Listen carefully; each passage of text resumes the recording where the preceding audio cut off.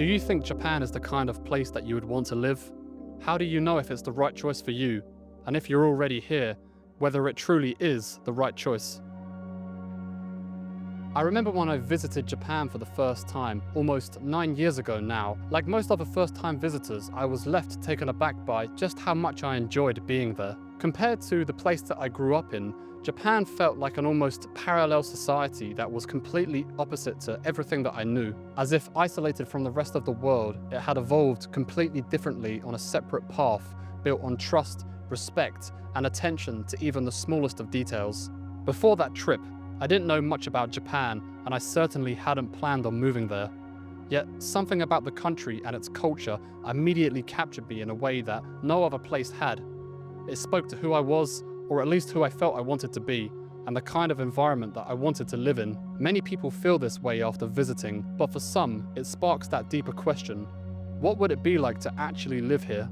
And I was one of those people, and around 6 months after my trip, I found myself arriving in Japan again, but this time without a return ticket. After arriving at the airport and picking up my residence card, I headed towards my hotel that I was staying in Tokyo for the first week. In that moment, sitting quietly alone, jet-lagged, I finally had a moment to reflect. It slowly dawned on me, this wasn't a holiday. I was in a country where I couldn't speak the language. I didn't know a single person, and I was thousands of miles away from my family. And I remember thinking, what am I doing here? I realized I hadn't really thought this move through, and I had simply just gone through with it, almost on autopilot, even though part of me never actually believed that I would. On my first trip, I had my friends with me, but when you have no responsibilities and everything is new, sharing that experience with other people can give you more confidence. Arriving alone is different though. There's no safety net and nobody to fall back onto. At the time, I had no idea just how much I was about to experience in the coming years, and just how much these experiences would challenge me and completely reshape how I see myself and the world around me. And yet, everyone who decides to move here has a different story, which makes it hard to predict who will thrive and who will struggle. Many factors shape how those first weeks and months unfold, but one thing is common. Moving here is not a one-off decision. It's a choice that you make every day, even when you aren't consciously thinking about it. Some days the question hits harder than others. Watching people come and go only amplifies this. Is this move actually creating the kind of life that you were hoping for? Life is deeper than geography, and the city, neighborhood, or apartment that you live in can't answer this question for you. Where you live is just the stage, but the story is written in how you engage with it. It's about how you adapt, observe, and respond to the world around you. So what makes one person suited to living in Japan for the long term, whilst others just leave after only a few months or years? There are no immediate answers, but over time, you start to notice the differences between those who leave and those who stay. As the initial excitement fades and daily life settles in, it often comes down to the way that you approach these small, everyday choices, not just in deciding whether you stay or go, but in how they gradually reshape who you are.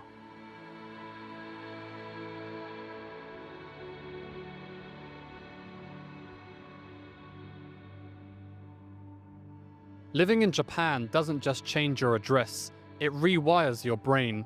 When you hear of people moving abroad, it's easy to underestimate how challenging it can be if you've never done it yourself. And the truth is, nothing can fully prepare you for what it feels like. I remember my first few months here felt very surreal. After my first initial week in Tokyo, I was just handed a paper map to go to my apartment in Chiba Prefecture. Arriving at my local station was a stark reminder that this wasn't Tokyo, Osaka, or some other tourist hotspot. This was just a regular small suburban city with not much to do. I spent a lot of my free time in those first few weeks locked up in my apartment watching British TV shows that I'd never even bothered with back home. In hindsight, I can see that it was an attempt to ground myself in something familiar, because really, every step out the door drains you. Especially when you don't understand the language. Your brain is constantly scanning, looking for patterns or something familiar to hold on to, but in most cases, there's just nothing. Spending a lot of time alone and finding ways not to succumb to loneliness is key. Making friends anywhere as an adult is already a difficult thing to do, but when that language barrier is also there, it definitely makes connecting with people on a deeper level that much more difficult. So if you're not comfortable with long stretches of solitude, then a move here might not be the right thing for you. Over time, The surface level culture shock begins to fade as you settle into a routine. You start to realize that much of what you thought defined you, your habits, assumptions, and beliefs, even your sense of self, was deeply shaped by your environment, your home, your culture, and the people around you. In a place where all of those elements are different, the framework that once anchored you is essentially stripped away, leaving you to ask, almost unconsciously, who am I without all of that? I know that might sound a little bit existential because we like to think of our identity as something that's fixed and internal, but the reality is that our sense of self is largely propped up by our experiences. So the way that you're used to carrying yourself may not neatly fit into this new environment once you arrive. Most of this happens unconsciously. You're not deliberately rewriting who you are as soon as you step foot in Japan. But if you remain receptive to your new surroundings, a slow recalibration begins, one that becomes more noticeable the longer you stay here. There will of course be people that resist or struggle to see this experience for what it is, an opportunity to recalibrate to an alternate way of thinking and living. It can be a bit of an ego check if you're used to living in a way where you are the center of your own world. You're now in a place that doesn't mold itself to your individuality, but instead pushes you to adapt to group rhythms and expectations. And if you're not willing to bend to those expectations, Japan may start to feel suffocating rather than enriching. On top of this, Japan has many unspoken rules and expectations that bind the social fabric together. You'll likely be familiar with some of these, but when you first come here, it's highly likely you'll slip up on them, often without realizing. Many people can adapt to these over time, but others might feel constricted by them, especially those who are living entirely by their own personal standards. So whenever you listen to someone's experiences of living in Japan, it's important to remember that each person is at a different stage in this process. That's why some people tend to overemphasize the negatives of living here, whilst others can't tell you enough about how good it is. The stage of life that you're in when you move here is important too. When I first moved to Japan, I was only 21, so I was still fairly malleable and still kind of figuring out who I was. I think living in Japan during those formative years meant that I was much more naturally shaped by this new culture. If I had moved later in life with a more established sense of self and ingrained habits, I suspect that I would have experienced this far differently. Language barriers and cultural differences will force you into observation mode. You notice details you'd normally ignore. Being exposed to these over time will naturally reflect on your own habits as your brain subconsciously starts to internalize these new patterns and behaviors. Over months and years, all of these small adjustments accumulate. You begin to move through the world differently, reacting to situations in ways that once would have felt unnatural or even unnecessary. It's not like you're becoming Japanese, of course. It's more like you're entering this third space where your identity and personality are now a mix of multiple different cultures and ideas. This might cause some people to feel alienated in a similar way to those who grew up between two different cultures but struggle to find belonging and association with either. My advice here would be to embrace this unique space instead of feeling like you need to fit neatly into any particular category. All of this is why reverse culture shock can be so striking. When you return home, you'll start to notice things that you once never paid any attention to, and you'll start to pick up on all the differences that you once took for granted. Everything familiar suddenly feels new, and you'll start to see your own culture from a fresh perspective. And what matters next is how you respond to that feeling, whether you resist it or let it change you.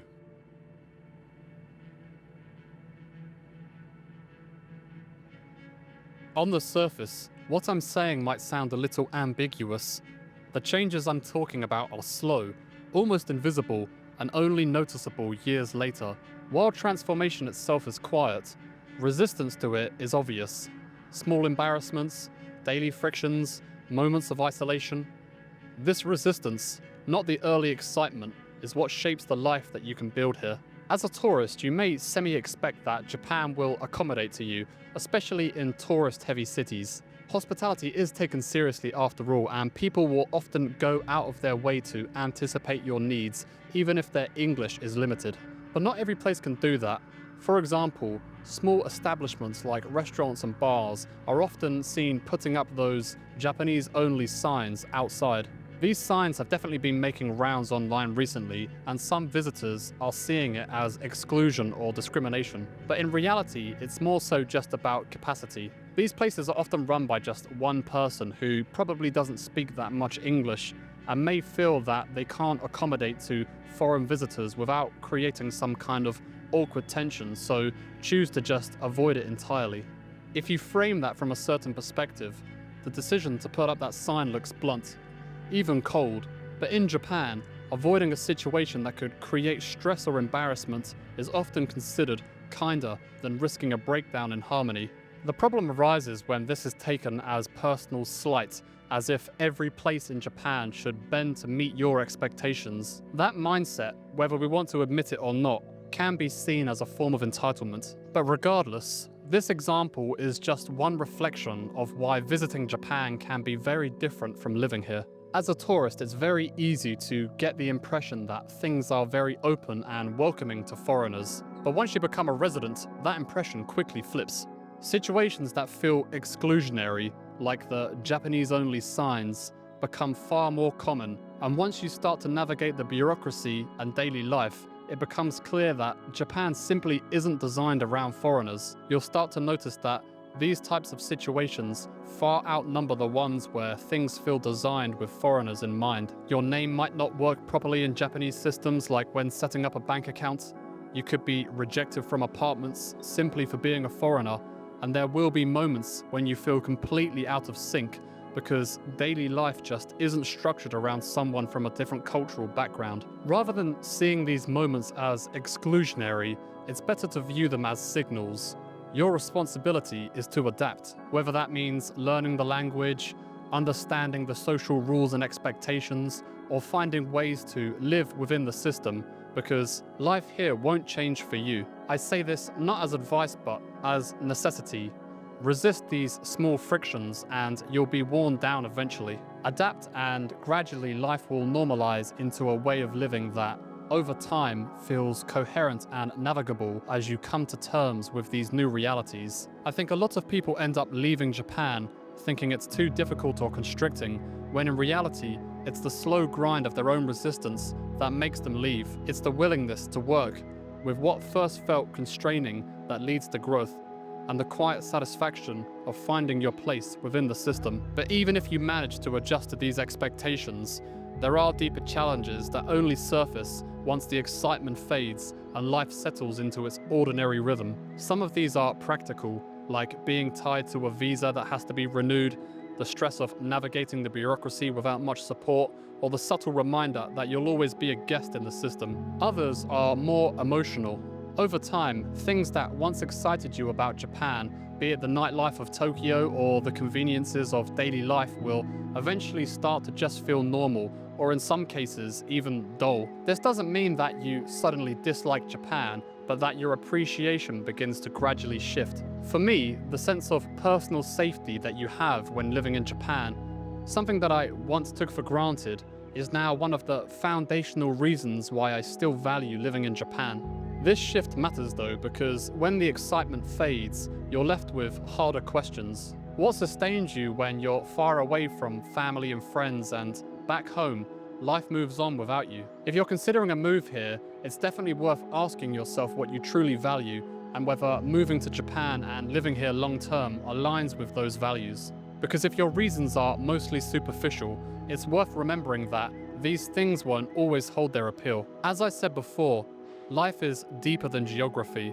What matters the most isn't the country that you're living in, but the substance of the life that you build there, the time you spend with the people that you care about, the ambitions you pursue, and the sense of purpose that you carve out for yourself in your daily life. Without those things, no place, no matter how exciting at first, will sustain you. So let me leave you with a few reflections. The question isn't really whether Japan is right for you, it's whether you are right for Japan. Do you have the patience and openness to let yourself be shaped by an alternate way of experiencing the world? Would you still be happy living here, contributing to the system, once the things that first excited you lose their appeal? Do you understand your sacrifices and non-negotiables?